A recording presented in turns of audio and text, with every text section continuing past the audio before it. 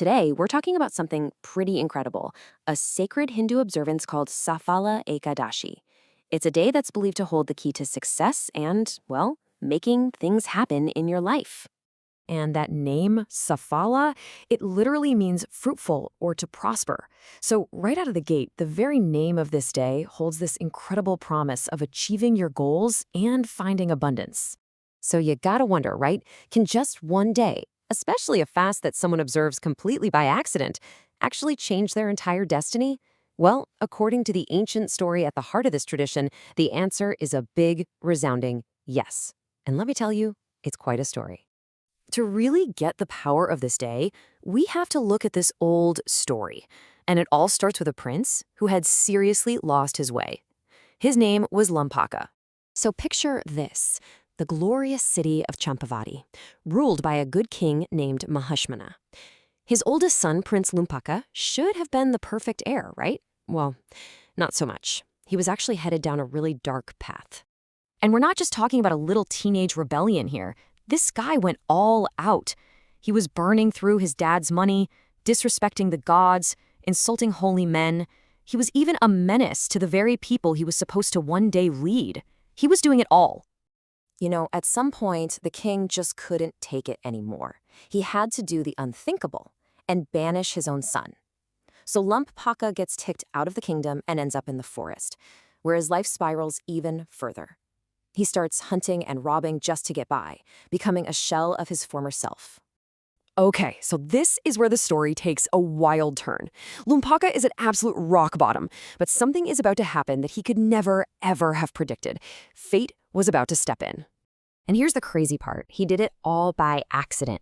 It was so cold one night, he just couldn't sleep.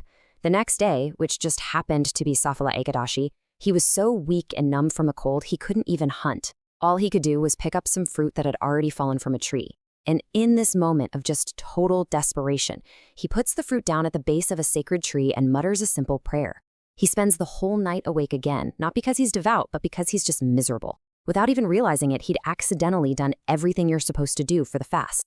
So what happens next? The next morning, he hears this voice coming from the heavens. And it tells him, "O Prince, by the grace of Srinarayan, everything you've done wrong has been wiped away. Your slate is clean. Now go back to your father and take your place as king." And just like that, his whole life changes. He goes back to the kingdom, his dad is overjoyed to see him, and he becomes this wise and just ruler, a complete 180-degree transformation, all because of one accidental fast. So that's the story. But how do people actually observe this day now? Let's get into the practice. Well, it all comes back to Lampaka's story, right? People fast today for the exact same reasons. They're looking for success, for a fresh start, a way to clear away past mistakes and get Lord Vishnu's blessings. There are some specific rules, of course. You're supposed to avoid things like grains, lentils, and beans. Instead, you stick to fruits, nuts, and some root vegetables.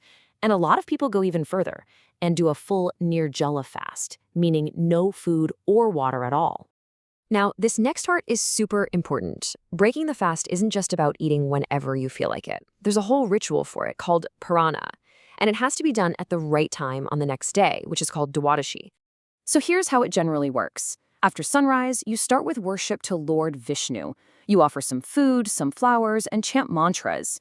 Giving a donation is also a big part of it. Then, after a final prayer called an arti, you can officially break your fast by eating a little bit of the food you just offered. And traditionally, the first thing you eat to break the fast is some rice and a sacred tulsi leaf. It's like you're literally taking in the blessings you've just received. So when you boil it all down, what's the real message here?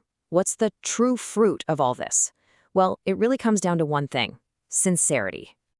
And look, this isn't just some dusty old story. It's a living tradition.